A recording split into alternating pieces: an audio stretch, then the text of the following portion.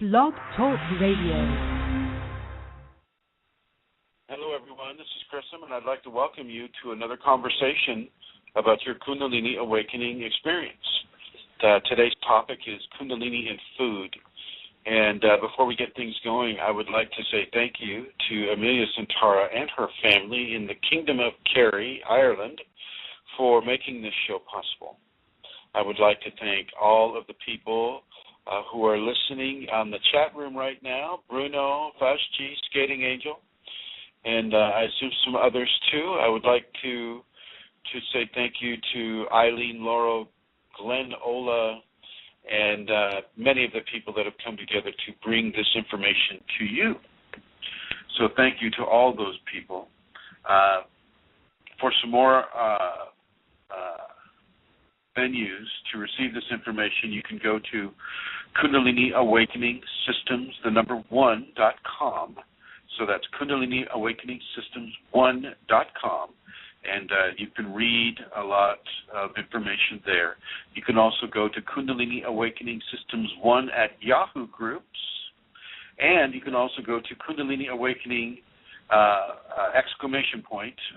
Facebook, a Kundalini Ashram on Facebook, as well as Kundalini Healing on Facebook and Kundalini Healing at Yahoo Groups. So we have a few groups out there. We're also on Tumblr, and we're on Google Plus, I believe they call it that.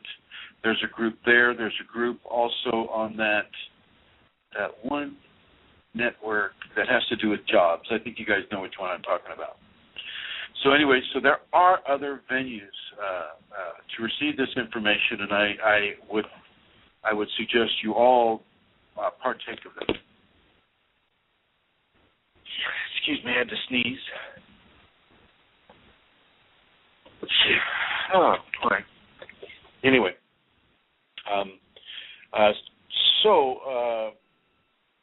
I would like to welcome Santara to the show. So, hello, Santara. Hello, Chrism. It's good to be here. And I'm looking forward to the program very much. Maybe I could just take this opportunity again to say hello to everybody and to just let people know, for those who would like to send a donation to support Chrism in the work that he does, then here is the place that you can do that. You can go to www.ascension-kundaliniblogspot.com, and in the upper right-hand corner, you'll see the donate button. And it's very easy to use. However, you do need to have a PayPal account or a credit card to use it. So if that does not suit you, then alternatively, you can donate directly into Chrism's bank account by writing to me. I can give you the details.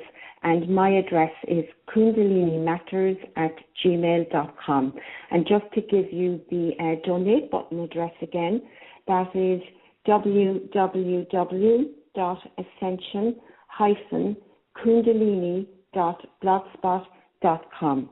So thank you for listening, and it's good to be here, Chrism. I'm looking forward to the show. Hey, so you're out there in Mallorca, right? I'm in Mallorca, yes, a Spanish island in the Mediterranean Sea. We just arrived today, and it's just beautiful. The sun, the sea, the sand, oh my gosh. I think a lot of us would like to visit you there right now. It's gorgeous. The glistening sun is so beautiful. It's lovely. So now it's midnight here. It's midnight here in your 3 p.m. there. Yeah. Okay. Well, then let's get on with the show then. Thank you, Amelia. All right. So this topic is Kundalini and food, and this is going to take turns that you may not expect. Kundalini really isn't just concerned with what you take into your mouth. It's also interested in what you take into your eyes, what you take into your ears, what you take in through the pores of your skin, what you take into your heart. These are also vectors of food and nourishment for Kundalini. So you can see that all of a sudden the palette of options become incredibly expanded. And so all of this is Kundalini food, and all of it has an energetic signature as well. What you take into your ears has an energetic signature. What you take into your eyes has an energetic signature. You'll notice that the intestines and the brains are folded in a very similar way. Both of them resemble energetic coils. Okay? So when you take into your eyes, and what you take into your ears, and what you take in through your nostrils, also gets metabolized and digested in the brain. Okay? Just the same way that your food and its nutrients are digested in the intestines. So we're going to cover a large swath of this. We won't be able to cover all of it in the short time that we're allowed to do this, but we're going to cover as much as we can. I do want to take the time right now to put out the guest call-in number, which is 347-934-0026. 347-934-0026. Feel free, any of you, to call in. And it looks like Bruno is saying, hello, Chrism, Amelia, Eileen, and all the listeners. I'm cooking some stewed carrots with brown rice right now to really enjoy to the maximum this show about Kundalini and food. Well, there you go, Bruno. You go, boy. You eat that stuff. That is good. That looks like a very good meal. So let's get right into it. A lot of people look at the title of this conversation and go, oh, Kundalini and what I put into my mouth every day. Cool. We're going to talk just about that. And no, we're going to talk about a lot more than that. But we will start out with that. Yes, first of all, the Kundalini will control what it is you eat. If you already have the Kundalini, it will want to control how you eat. And I am going to suggest that you surrender yourself completely into the control of the Kundalini to organize how you eat and what you eat. Kundalini is the Maha, or the powerful energy within this context, not the ego. Not the ego, and not the higher consciousness either. Kundalini is the controlling force behind what it is you eat. And the scenario is very simple, is regardless of how you feel about a certain food, if the Kundalini doesn't want you to eat it, well, guess what? You're not going to be able to eat it. It will make you sick. It will make you so repulsed by that particular food that you won't be able to eat it. So let's just use the meat as an example. I know a lot of you are vegetarians who listen to this because you kind of adopted the ideology that, well, okay, in order to be higher spiritual, then I can only eat plants, and that is not true. People can eat pretty much anything that the Kundalini asks them to eat and still have a higher spiritual functioning. Okay. With vegetarians, they come on, they get the Kundalini awakened within them, and then all of a sudden they begin to crave forms of meat, forms of compact protein, chicken, fish, venison, beef, pork. I mean, the people will eat the meat that they're called to consume. And it doesn't mean that they are less spiritual because they're doing so. Everything on this world feeds upon everything else. And the assumption that plants don't have feeling, that viruses and viral colonies don't have intellect, bacterium and bacterial communities don't have feelings or intellect or the desire to live, that, they don't feel pain like we do, and they don't have the same freedom of will that we do. That's just human assumption. How many of you have talked to a viral colony I have.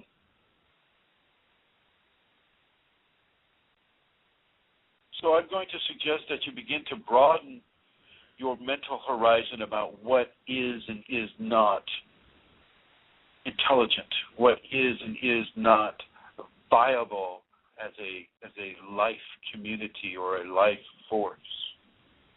Because people have been given a special position on this planet doesn't negate the special conditions that these other creatures who share our planet have. Okay. So when you have the Kundalini awakened and it is giving you the impulse to eat the meat, but your ego and your mental body has been so programmed against eating meat that you resist it, well, then you can become very sick and become infirm. And I want you to reconsider the programming that you allowed yourself to become part of. Vegetarianism does not mean ahimsa, because you are killing. You're killing a plant. You're killing the insects that depended on that plant for food. Okay? You're killing a life form. And there is no special agreement, that says, in any of these sacred books that says, oh, okay, you can do whatever you want, except in the Christian Bible, and I will challenge anybody's idea that Christianity is a good steward of the land. Let's just look at, all of the people that are being born to this world, the overpopulation, and let's look at Monsanto. I mean, a lot of those people, well, don't get me started on Monsanto. I'm going to suggest that you begin to readjust the way you understand ahimsa and the way you understand food on this world. It doesn't mean you go out and kill things indiscriminately just because you can. I'm not saying that at all, but I am really looking at it from a Native American standpoint, is where you must eat. And that is understood. You must eat. And therefore you will eat, and you will take life in order that you can incorporate that life into your life. So in a way, you're having them join the community of life that you are by eating them. Okay? And it's not a must, but I would just like to get this competition between spiritual vegetarians and spiritual omnivores off the table here. Omnivores, carnivores, herbivores, it doesn't mean you're more spiritual at all. I mean, it's just human ego that decides to place it into a competitive category. People that only eat meat can be just as spiritual as people who only eat plants, and so on and so forth. So please understand that this is a Kundalini truth. Why do you think that the Kundalini, when it comes to people in their dreams and in their waking experience, as top-of-the-line predators? How many vegetables have you seen a snake eating? How many vegetables do you see a spider eating? Those are carnivores.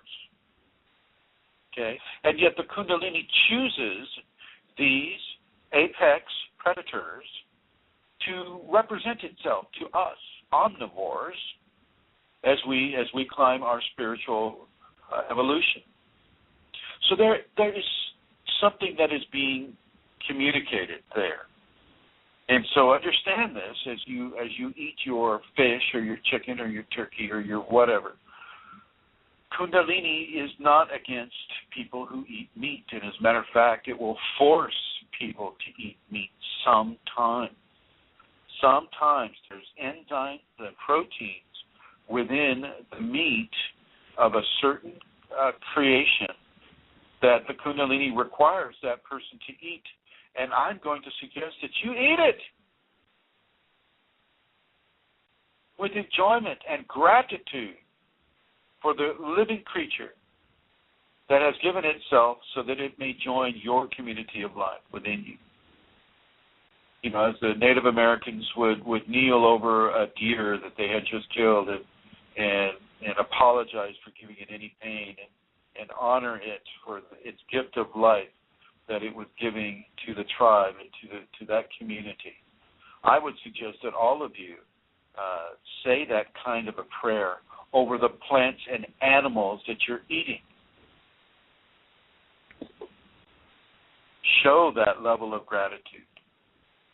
Show that level of grace and appreciation. Okay, so that was one of the first things that I wanted to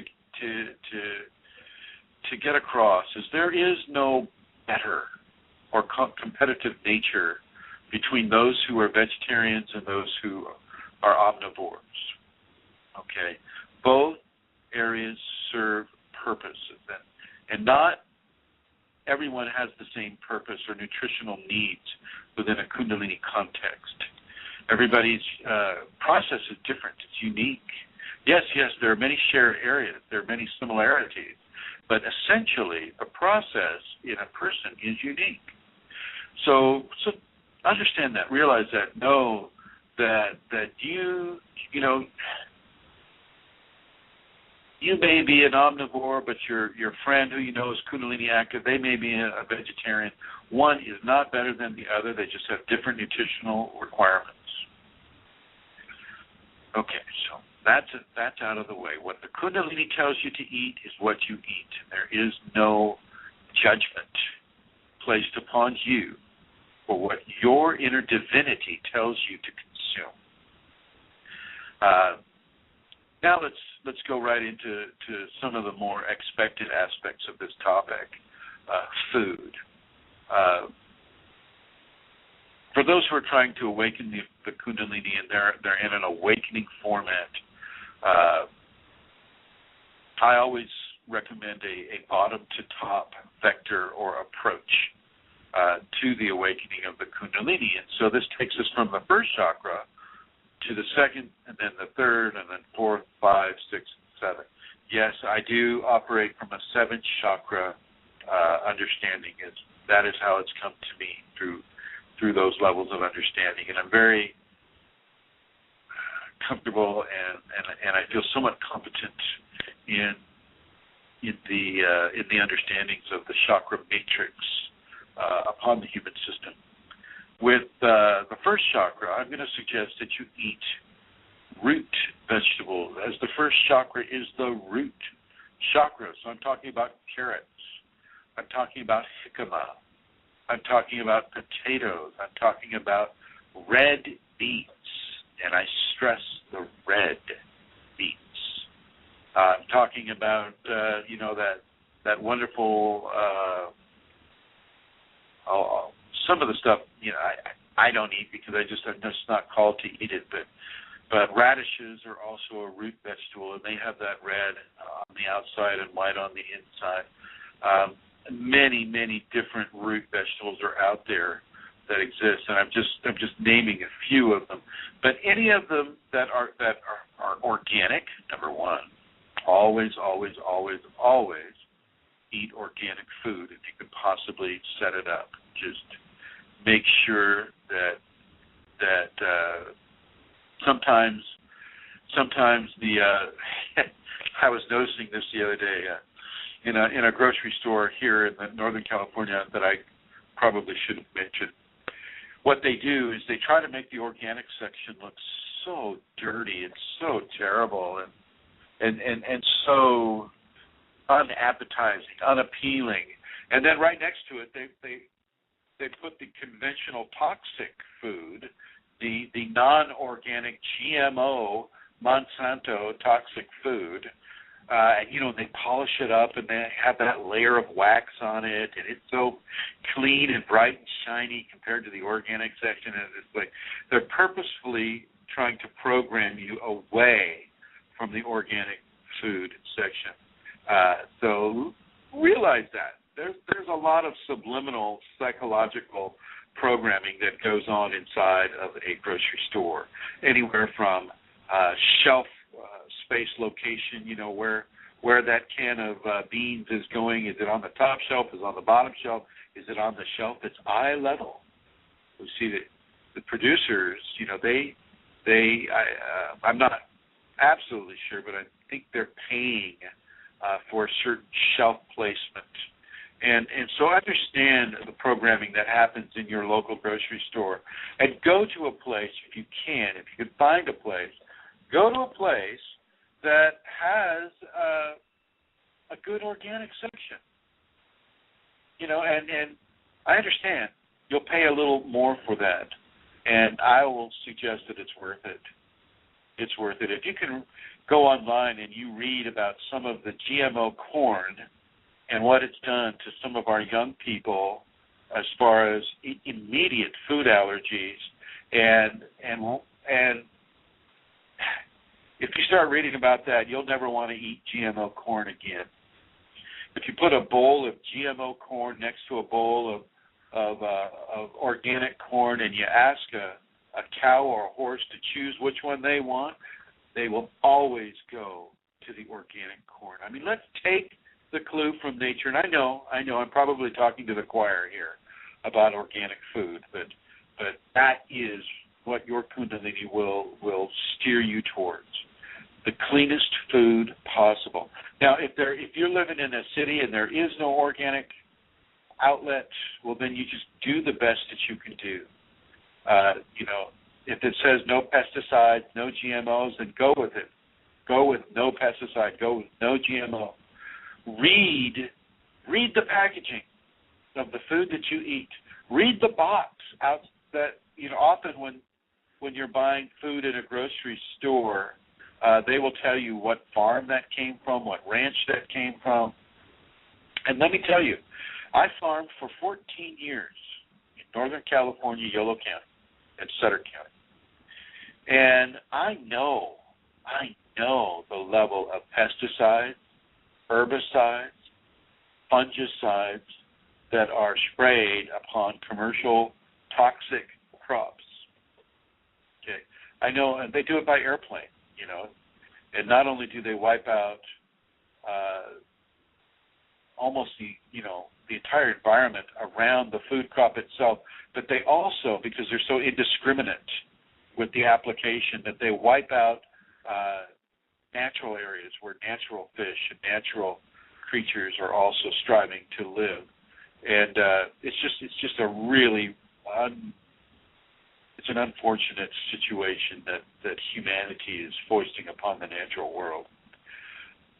Also, that they can get a tomato at a cheap price.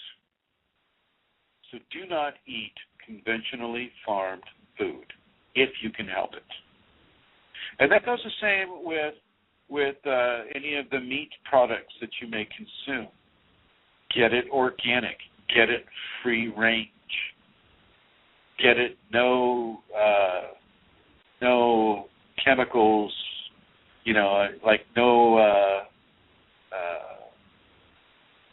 growth hormones or hormones at all. I mean, nothing that a farmer or a dairyman or somebody would artificially add in order to increase the tonnage or the production rate of the animals that they're using as a food source. That's all about greed. That's all about greed. When I was farming, it's increasing tonnage per acre. Oh, what can we do? What can we spray on the field that kills everything to increase your tonnage per acre? So realize that and understand that and go organic at every possibility that you can. Even if you are in the inner city, more and more people are finding organic opportunities within the inner cities. And if you can, at all possible, grow a garden. Grow your own Swiss chard, grow your own kale, grow your own carrots, grow your own radishes, grow your own potatoes. Potatoes make beautiful plants. They're really pretty. And so do pumpkins and squash. And I've got 2 melon plants out there right now, along with some kale and some Swiss chard and some strawberries and some, I have a small garden myself, and I'm walking that talk.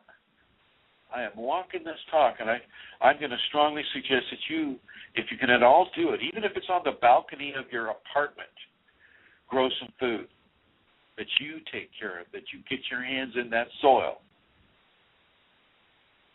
grow that food as much as possible. It's not a hard thing to do. It's just something that you need to do. You need to have that connection to the earth, and this is very important within a Kundalini context, for grounding. As you get your hands in the soil, so do you ground yourself into the element of the sacred feminine.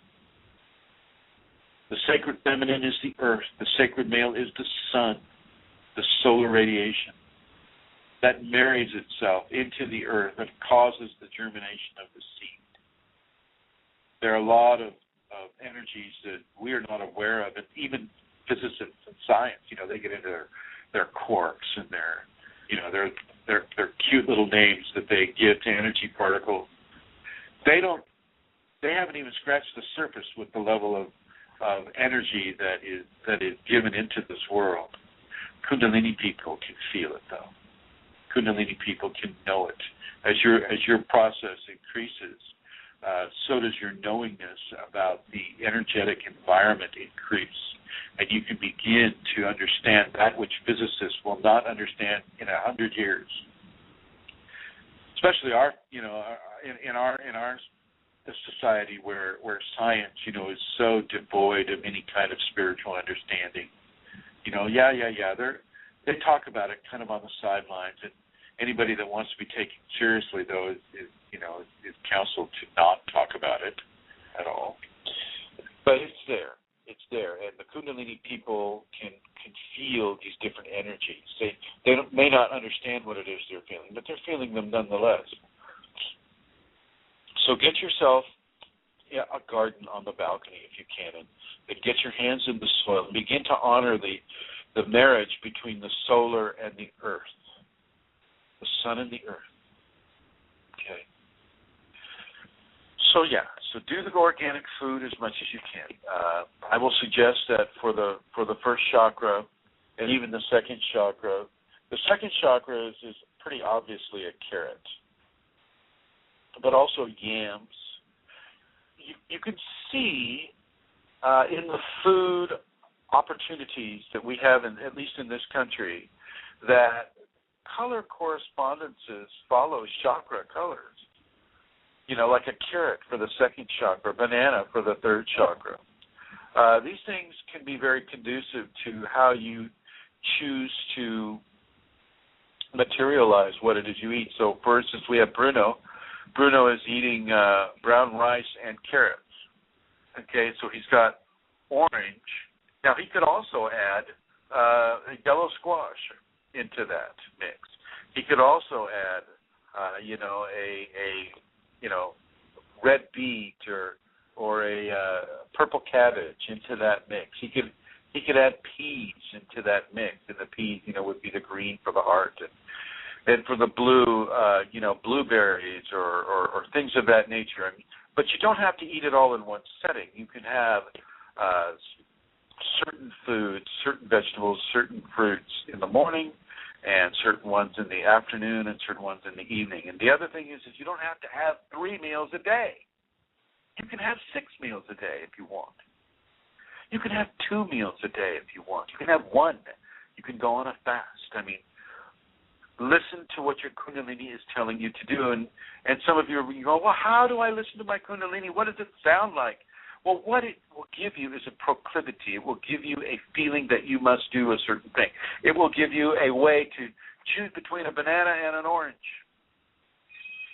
Well, do I want the banana or do I want the orange? Which way to, the orange. Oh, yeah, I feel like the orange. Well, there's the Kundalini talking to you. And I must say that here in the house, you should hear the birds right now. The birds are kind of like saying hello. And Barbara, the landlord here, she runs kind of like an animal rescue thing, and so we have rescue birds and a couple of rescue dogs and some rescue turtles in the other room, and this is what you'll hear in the background. I hope it doesn't distract you. Once again, I'm going to give the call-in number, 347-934-0026. Feel free to call in, no matter what your question is. If it's a question about the Kundalini, then we will work to give you whatever information that you need. So as you can eat food that corresponds with the valence, the color valence of a specific chakra. Okay, you can do that if you want. You can also mix it up into one meal. It's a rainbow diet, so to speak. And you need to understand that it's no accident that a rainbow and a chakra rainbow are the same thing. As above, so below.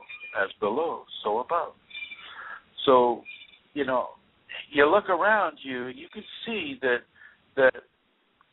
it is a natural process for you to have the Kundalini, to have your spine as a rainbow, and to support the food or the digestive system that has a different color. So, for instance, you can eat an apple for the root chakra. You can eat, a radish. You can eat a red beet. You can eat any of these things. But if you're looking at Kundalini, try it out. Try to color coordinate with your chakras and see how it makes you feel. Don't think that you have to do it all in one meal. People typically like to snack throughout the day, so you can have your 6th chakra snack. That would be the blue grapes or the dark purple grapes, because the 6th chakra is indigo, and they have indigo grapes. Concord grapes, organic. Once again, organic Concord grapes. Some of the other concoctions that I've come up with over the years is the carrot juice, fresh pressed carrot juice, organic, mixed with organic different lettuces. These lettuces have,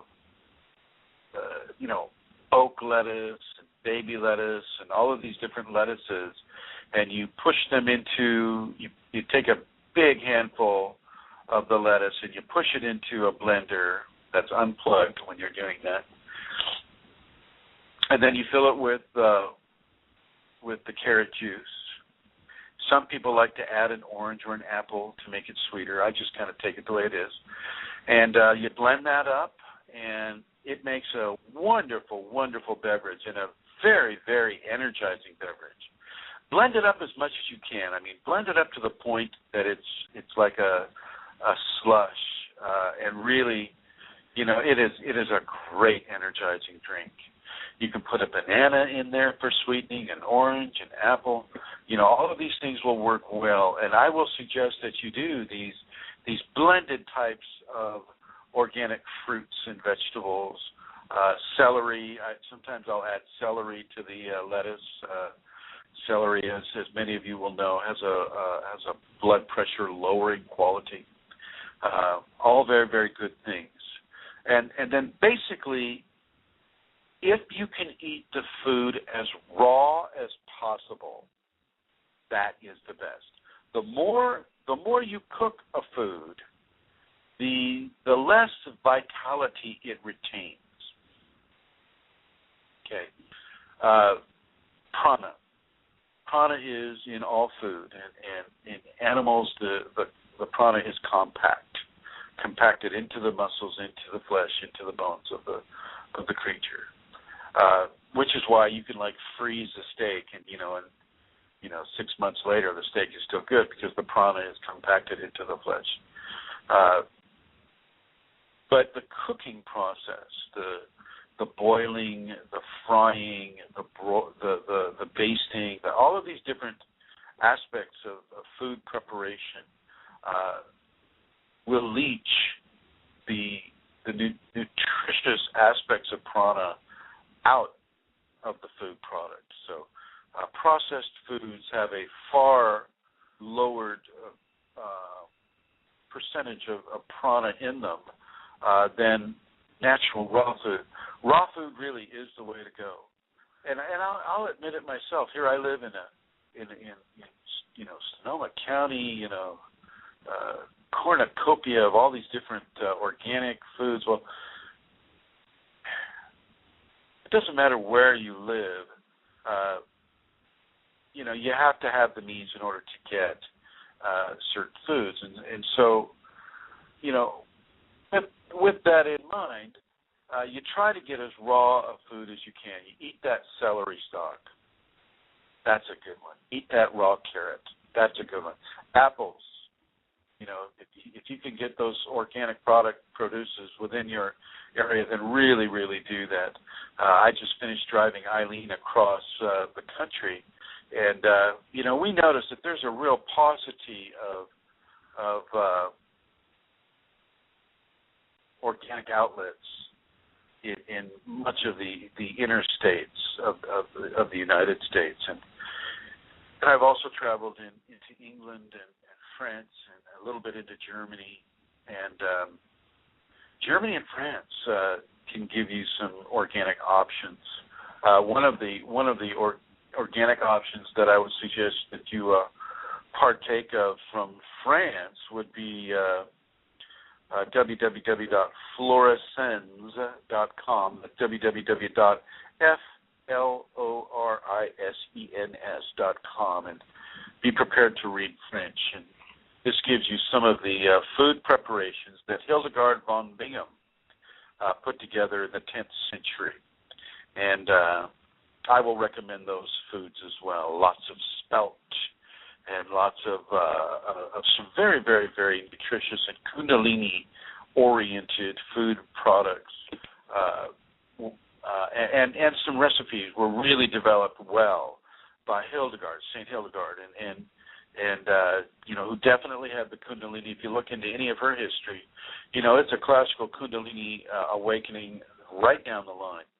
And her science and her food choices, I think, were top of the line. Not so much the, she was always having issues with Christianity and the Kundalini events coming to her, and so it was very hard for her to bring the two into alignment. But I think she did to some degree. But with her food preparations and her music and some of her scientific understanding, she's top-notch, about 1,500 years ahead of her time. So look, in the country that you live in, go onto the Internet and look up foods of St. Hildegard and or St. Hildegard recipes or things of that nature, and look very seriously at that, and look at how you may be able to replicate some of those recipes in the here and now for you and your Kundalini experience.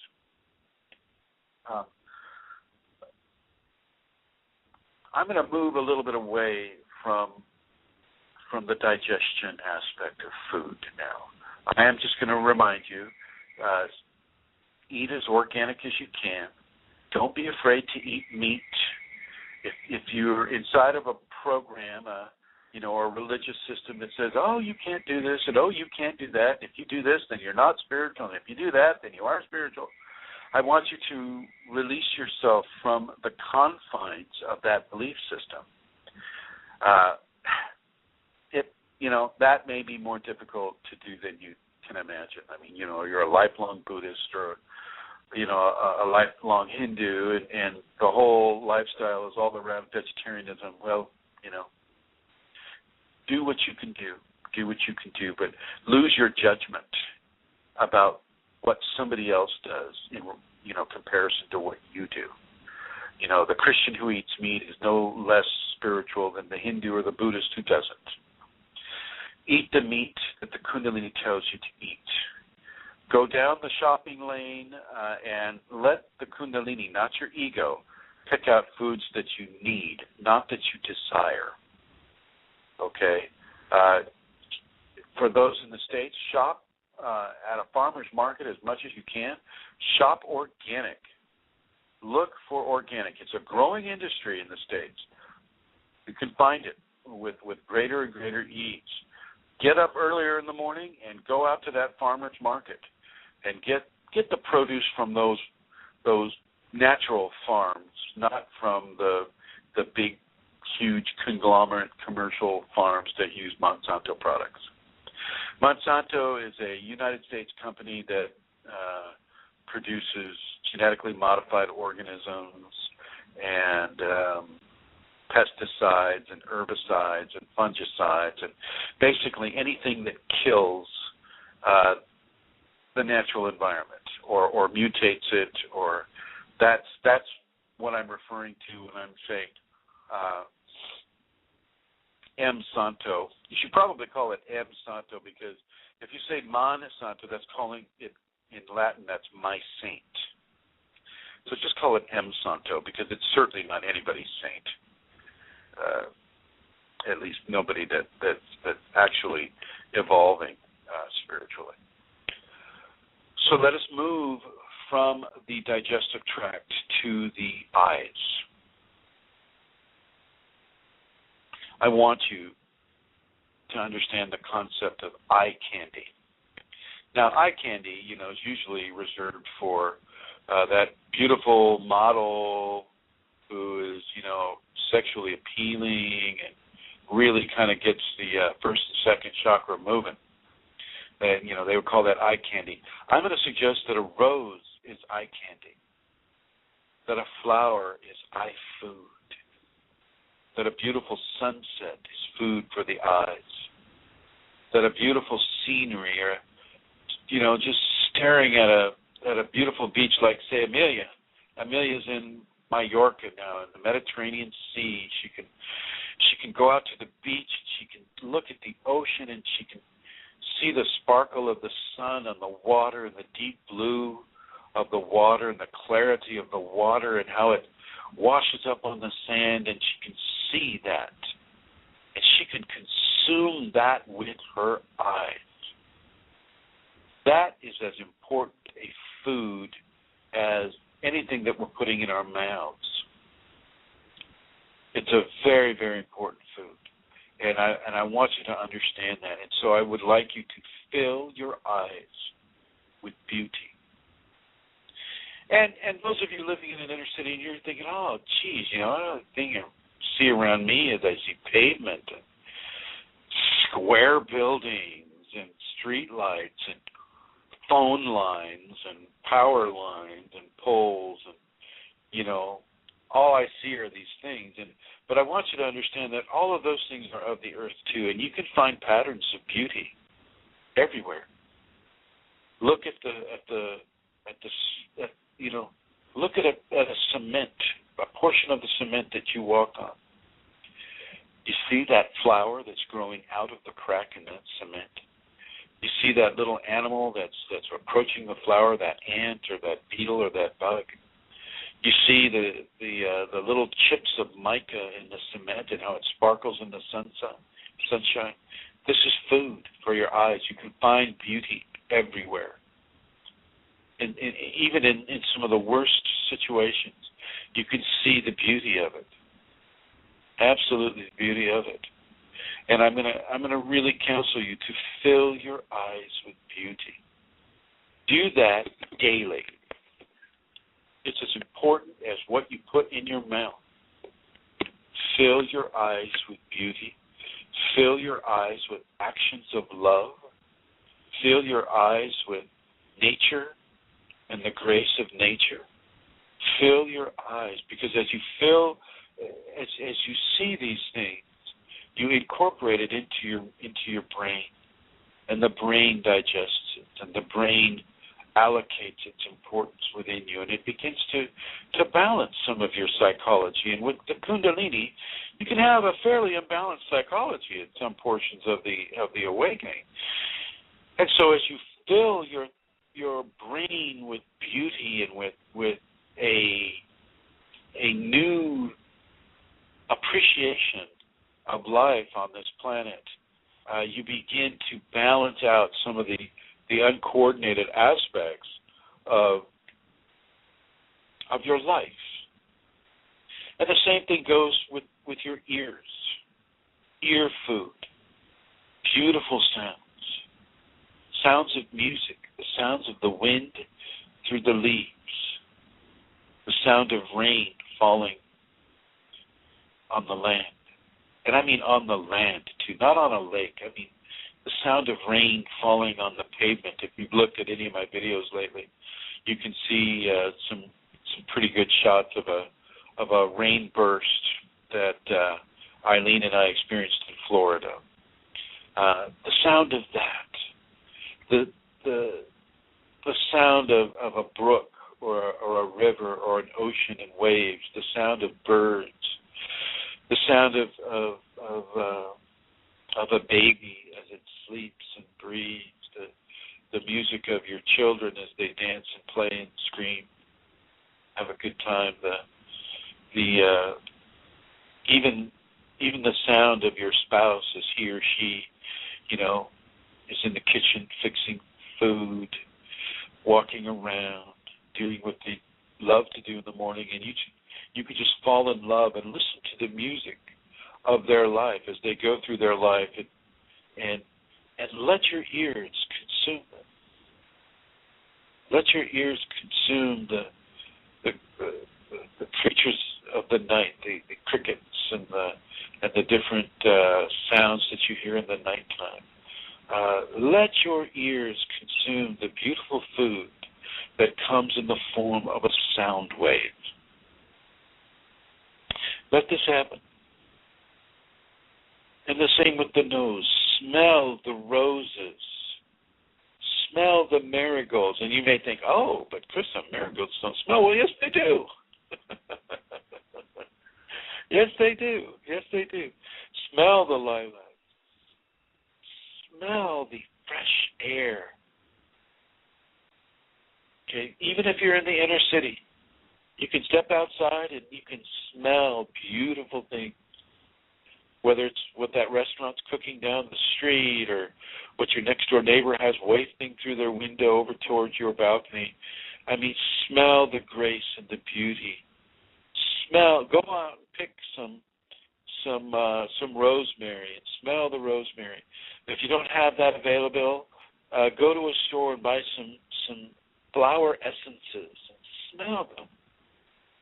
Fill your house with beautiful scents. Aromatherapy is what they call it, and it's a real deal. If you live with a good smelling, fresh air quality within your house, well then another portion of your psychology has been positively influenced. And because once again you have the Kundalini, everything is being expanded and amplified by the Kundalini. Therefore, to have another piece of the puzzle click into a serenity adds a level of grace to your psychology that will help you on this path. So listen and consume food. Smell and consume food. Eat and consume food. Taste as you consume your food. Use your sense of touch. As you touch your loved one, your child or your spouse, feel your hands caress them. Feel the love that is being collected by them and giving out to your spouse or your loved one through them. If you don't have a spouse, you have a pet. I have Lasha here, so, we'll get into these real, exchanges of appreciation and love. And as you stroke your cat or your dog or your whatever animal friend that you have, feel the love that is emitted through the touch, that is given through the touch. Once again, this is a level of food. Food for the person that's having Kundalini. Very, very, very, very important. Okay. I'm going to give the call-in number, 347-934-0026. 347-934-0026. Feel free to call in about any aspect of your Kundalini awakening experience or questions that you may have about it. Santara? Yes, Chrism? Do you have any experience with what I'm talking about? Oh, gosh, lots and lots, yes. before my awakening, I became a vegetarian for a couple of years, and then one day, the Kundalini gave me to have fish, and I began to eat fish, and things like I started to juice red pepper. Well, wait a minute now. Don't gloss over that so quickly. For how many years were you a vegetarian? Well, I became a vegetarian in 2006, and I became a vegetarian not through a choice as such. It was that the desire for meat just left me, and it began to make me feel ill, and I didn't know it at the time, but Kundalini was doing that. And so the Kundalini all of a sudden said for you to eat fish, and you were instantly okay with that, right? No. Tell people about some of the struggle that you went through to even contemplate eating fish. Well, I had been a vegetarian from 2006. This was 2011. So how many years was that? 5 years. And I got a communication to eat fish. And it's hard to describe what that is like. It's just, I knew, eat fish, and I thought, no, I can't do that. Oh my God, I had a sense of absolute repulsion as I thought of putting flesh into my mouth. I thought, no. So I ignored it, but it kept coming, eat the fish. And so I thought that, I knew that it was something that I was not to escape or avoid because it kept coming to me. And so I decided to think of some fish that I used to enjoy, and the best I could do was to have some seafood chowder. And so I went into a restaurant and I ordered the seafood chowder. But as I made that decision to do that, I was surrendering to what I knew the Kundalini wanted me to do. So there was a sort of a split thing going on. I was surrendering, but part of me thought it was going to be unpleasant. It really did. And when I put the food into my mouth, when I tasted that seafood chowder, it was the most amazing taste I ever tasted in my life. It was perfect. Yeah. Thank you, Santara. I'm happy that you mentioned that story, because that's the one that I wanted you to touch on. I grew up on a ranch, and I ate. We had steak every night if we wanted. And as a child, you don't really have a choice about what your mother is fixing. You eat what she fixes, and so I would eat. We basically had an omnivore diet. We had some meat, and we had some vegetables, and we had some grains, and we had dairy products. You got to remember that I'm a child of the '60s, and so we had the 4 food groups then. We didn't didn't have any idea about a food pyramid or anything like that.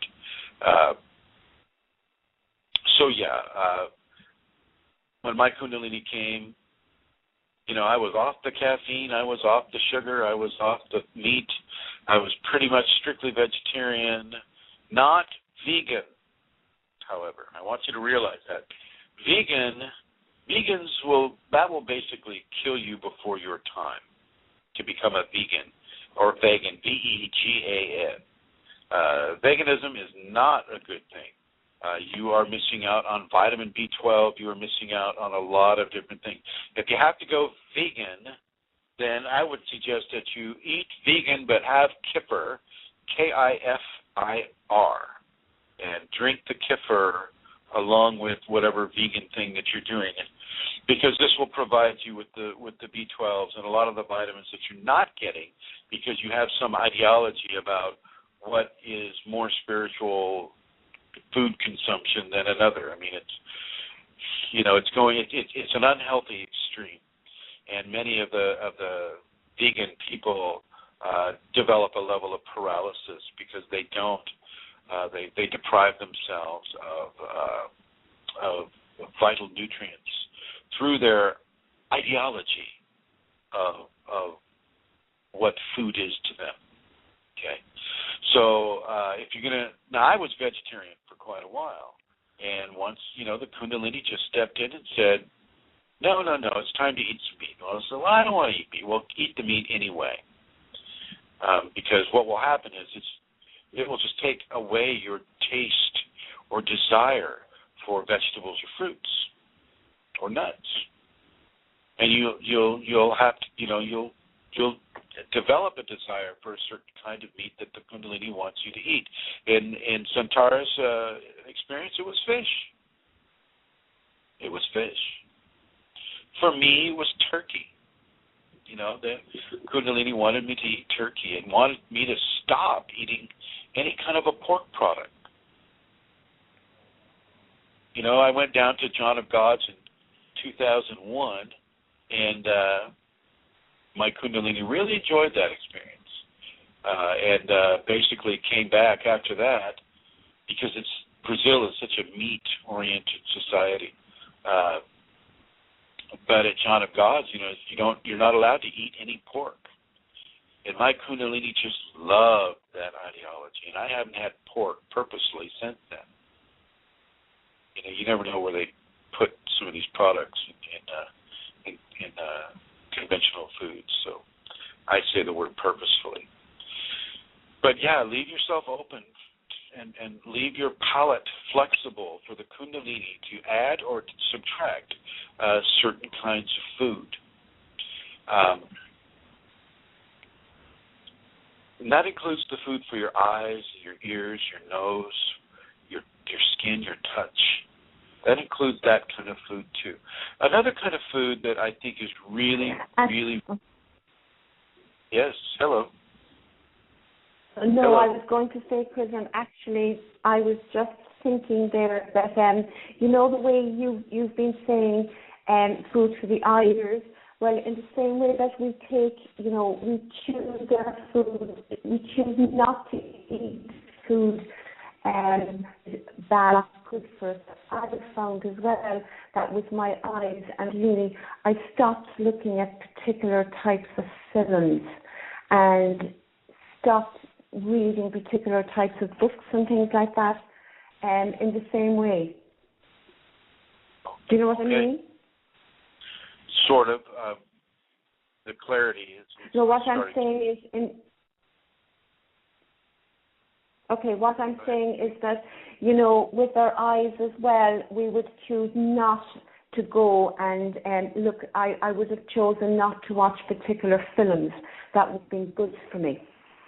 Right. No, absolutely. No, you're correct. I was just actually leading up to that. So you don't go out of your way to stimulate endorphins by watching a horror movie or something like that. That is not good food for your eyes. And actually, the next aspect of this that I was going to introduce is your fantasies and your imagination and the inner speak, the conversation that you have with yourself. Let your fantasies be fantasies that reflect happiness and joy and yes, of course, excitement and things of that nature, but do not let your fantasies really capitalize too much on hurt or negativity. There is enough hurt and negativity to go around in this world. There is no supply issue with negativity and terror and hurt and hardship. That's a fairly common thing on this world. So take the other route. Go towards the beauty. As Santara mentioned, don't go to a movie where you're going to see a lot of horror type, fantasy type elements in it. This is not good food for the Kundalini person. And I'm not saying you got to go see Bambi all the time, even though Bambi is somewhat of a horrific cartoon. I'm not saying that you can't go and see exciting movies, and even movies where, people are offing one another. Go to a movie with me sometimes. Oh, my gosh. Sometimes I've made some pretty nasty mistakes with Kundalini students with regards to movies. But for the most part, a lot of the movies that I see reflect what's going on in the world around us, somewhere in the world. And we need to accept all aspects of human nature, even some of the more ferocious and i.e. violent types.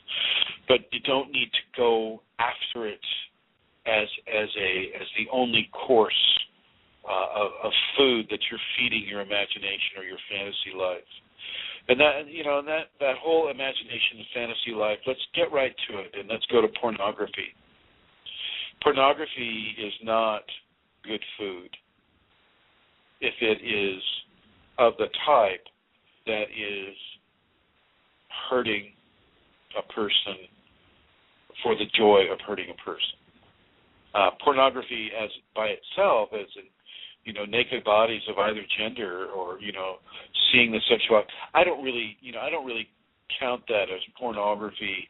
I don't see that. I mean, everybody's thinking about that in some way or other anyway, whether they'll admit it or not. There's some, especially the men, for some,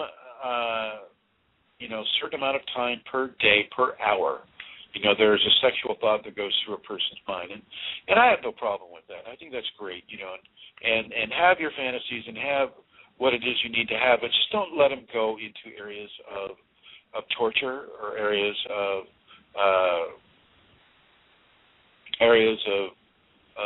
inflicting pain upon another person, or receiving it, or having it inflicted painfully upon you. Don't think that is the Kundalini that's calling you to do that. That is typically an entity that is programming that within you, and it's taking energy from your pain and from its control over you. So know that and understand that and realize this is far more common than you're going to expect. The whole idea of entities jumping into a person, because I don't want to engender fear into people, I tend not to put a lot of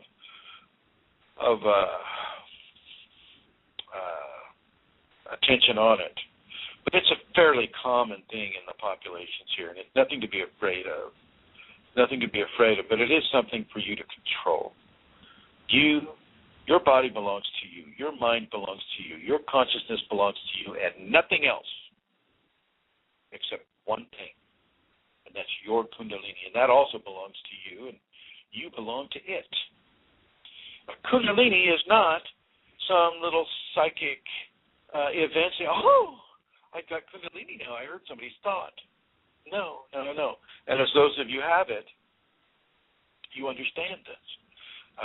So when you're fantasizing, direct your fantasies into areas that, first of all, you enjoy, number one, and number two, areas that you can enjoy that support the awakening process within you. As I said before, I don't feel that pornography of either gender is bad unless it's not life affirming. Okay, if it's just, well, it's hard to say. Sometimes people need to go through that in order to receive specific teachings and understanding. I get it. But I just want you to do your best to consciously formulate fantasies that you feel are more healthy and nutritious for your body to consume. You got to remember that fantasies and thoughts of that nature are also food for the mind food. Okay, and as your mind eats the food, so does it become the food that it eats. So consider that. This is all part of Kundalini and food. Kundalini doesn't just deal with one singular consumptive body. It's dealing with 5 consumptive bodies. So you need to understand that. Fill your Kundalini plate or dinner table with beautiful music, with tactile love, sitting next to that person or the friend that you have, Fill it with love, food for the heart. Okay, make it beautiful visually, food for the eyes. Make it smell really good, food for the nose. Make it taste really good, food for the mouth, and nutritious. You know, and then let's go into some of the other senses. Project levels of love onto the food through your Kundalini abilities, your Kundalini grace. Empower that food with pranic explosions given from your Kundalini to you and from you to that food for everyone. Give that food the appreciation and the gratitude for the life that it's giving and for the community of life that it's joining within you.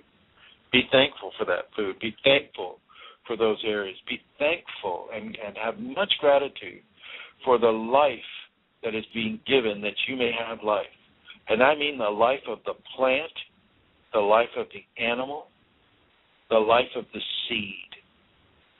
Be grateful for that life that is allowing you to live.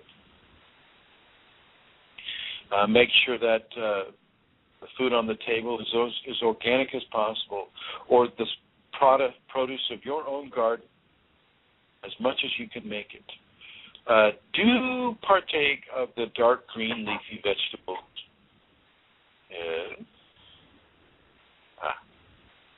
Do partake of the dark green leafy vegetables. Do partake of the colored varieties of fruit and vegetables. The yellow corn, the orange carrot, the orange citrus. You know, there are many fruits and vegetables that come in orange, peaches, cantaloupe. I mean, you name it. I mean, they're out there. And there are many fruits that come into red. You know, watermelon is red unless it's GMO'd, and since I don't want you to touch that, it's red. Beets are red. Radishes are red and white. You know, so you can do the color coordinating that you want, but I also want you to do the sensory coordination. Make your fantasies nutritious. Make your self-dialogue, those words that you say to you, make those nutritious. Don't feed your fears. Don't feed your humiliation. Don't feed the negative qualities of being different. Most Kundalini people are different than the normal population. Don't feed yourself hurtful food. Feed yourself nutritious food. Feed yourself food that validates the Kundalini in you, that validates your right to have the Kundalini, your right to have the Kundalini and its exaltation upon your body. Feed that part of yourself, that very, very, very important part of yourself. And remember to, it's all food. It's all food. Now, here's something that I brought up before, and I'll bring it up again. It's called prana feeding. Go out at 3 in the morning. Go into a park, and if you can do it safely. For those of you that live in a city or live in a place that may not be so safe at 3 a.m., don't do this. Don't do this. Be sure of your environment. I'm a guy, I walk with predators sometimes. You know, I'll get up at 2 or 3 or 4 in the morning, and I'll walk when all the people having alcohol or trying to make it home or trying to feed off of people who are walking that time of night, like me. But I don't suggest that you do it. I don't want to suggest that you do it so that the person that isn't quite, shall we say, able to thwart an attack, I don't want you to get attacked just by virtue of me saying go out at 3 a.m. and prana feed. But if you have the availability, you live out in the country, you live in a safe place where you can go out at 2 or 3 in the morning and take off your shoes and go barefoot and point the palms of your hands downward and begin to breathe in through the palms of your feet and the palms of your hand and your nose and your eyes the prana that's in the air. Now, you can also do this just by doing different methods of Qigong. C-H-I space G-U-N-G. Qigong. They do it a little differently. I chakra breathe from the feet and the hands and the eyes, but you can also do it with Qigong, and Qigong may be an easier thing to learn than chakra breathing. But either way, get out there in the morning and start drinking that energy. That is why you see so many Asians, at least here in San Francisco, the San Francisco area, Los Angeles area. You'll see them out there from 3 to 6 to 7 in the morning doing their exercises in the early morning. They understand, their culture understands the importance of prana, or chi as they call it, feeding in the morning. It can heal sickness. It can heal a person's psychology. It can heal the body. It can heal all 5 bodies. So really understand that, know that, and partake of that. And that includes, the people who are listening in Minnesota, where it can get so cold at times, Minnesota is often a challenged state and weather-wise, but you can do it now. You can get out there now, and you can get up at 3 a.m. and you can go and you can prana feed as much as you can if you're in an environment that is safe in Minnesota. And yes, Rosemary, that was directed to you.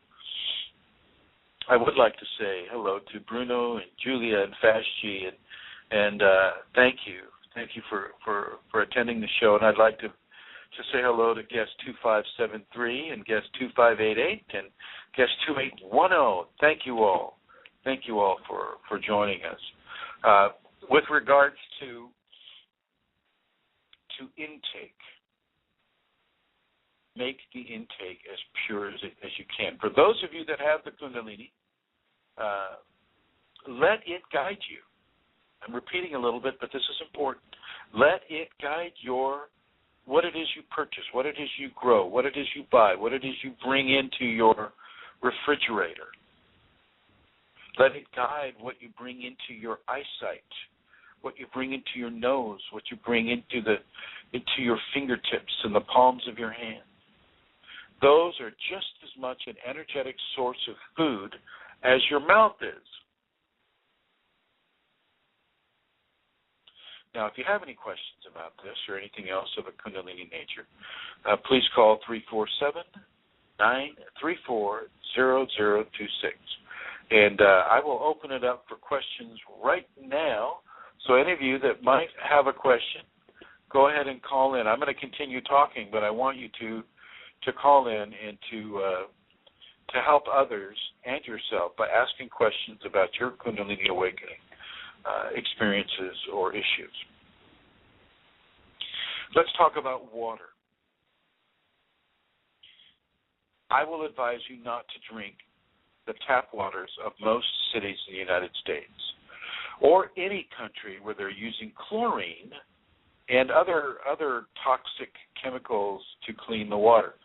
If you can get a Brita filter, or if you can buy water that you know is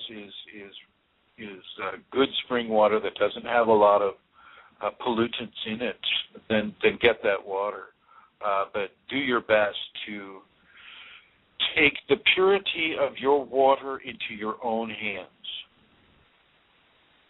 Take the purity of your water into your own hands.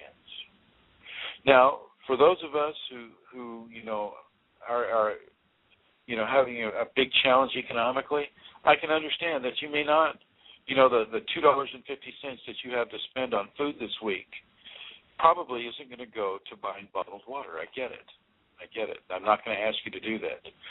But if you can boil that water, if you have the availability of boiling that water, then boil it so that some of those toxicities are left out of the water.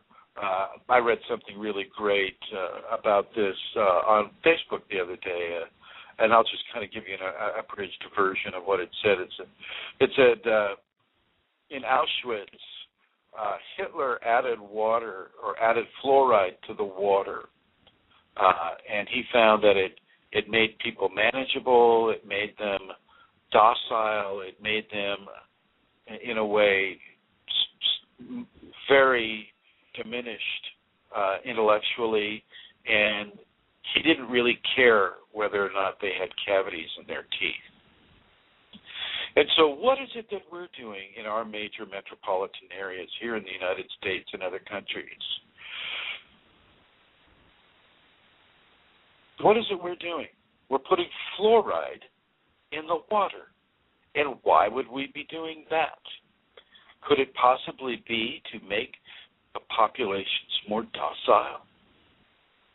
To make them less aggressive, less intellectual, so that they will just get up, get dressed, go to work, come home, get undressed, go to bed, get up, get dressed, go to work, come home, go to bed.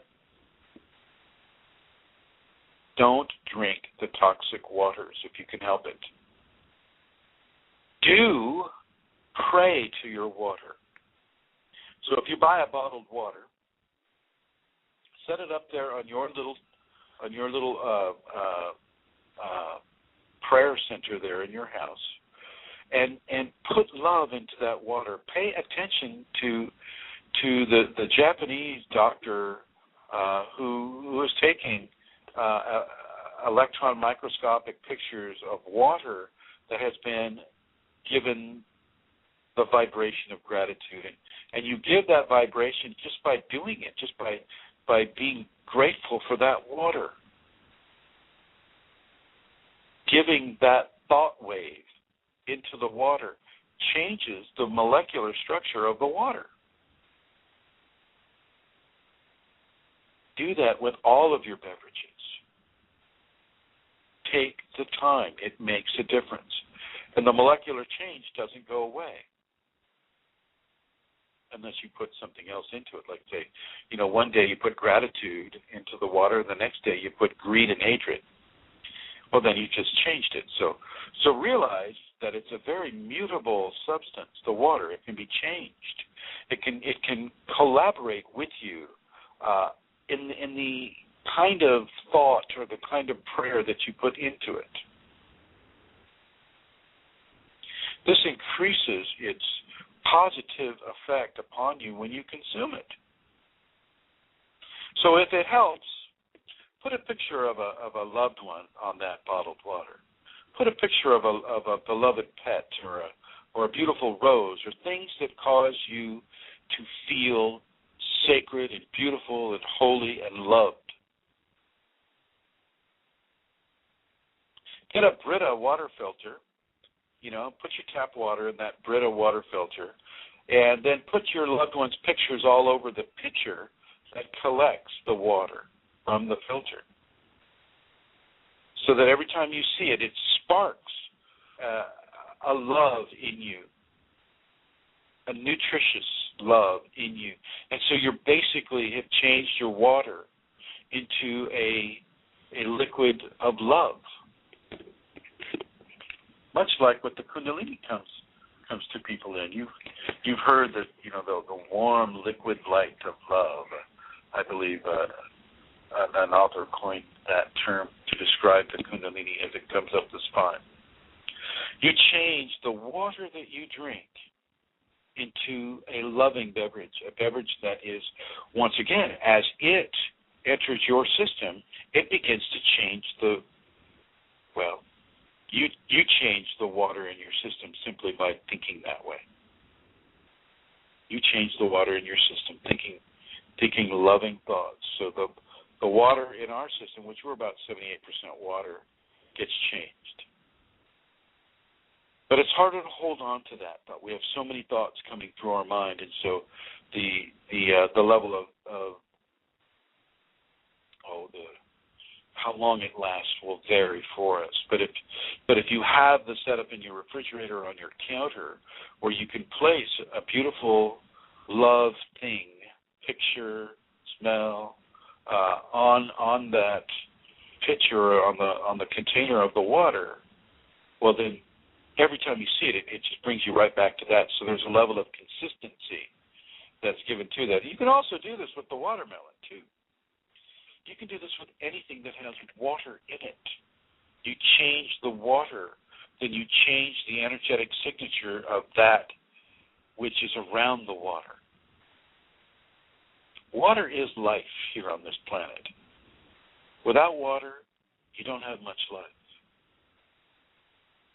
So change the water by programming it with your thoughts, by programming it with your, how it is you want that food to affect you. And I'm going to say change it in a positive way. Change it in a very, very, very positive way. And use these little symbols. It's like a photograph of a loved one, or a photograph of a beloved flower, or any kind of a thing that brings joy into your heart when you see it. And put that picture on that container of fluid. Do that. And that will change the atomic structure of the fluid in that food. Okay, so I'm going to wrap this program up right now. If you need to reach me for any reason, you can reach me at KFireForAll. That's KF as in Frank, I as in iPad, R as in Robin, E as in Eileen, F as in Frank, O as in Oscillate, R as in Robert, ALL, A as in Apple, L as in Love, L as in Love. KFireForAll at yahoo.com. And feel free to join any of the groups that I've mentioned to you. Feel free also to listen in the archives. I'd like to say hello to everybody who's lasted this long in the archives. Hello, archive people, and thank you for listening on the archives. It's wonderful to speak to the future, and you are the future, my friends. So thank you for listening on the archives. Thank you, Julie, Bruno, and Fashji, and guests 2573 and 2588, and Rosemary and Santara. Thank you all for listening to the program today. If you have any questions, feel free to contact me or contact Santara.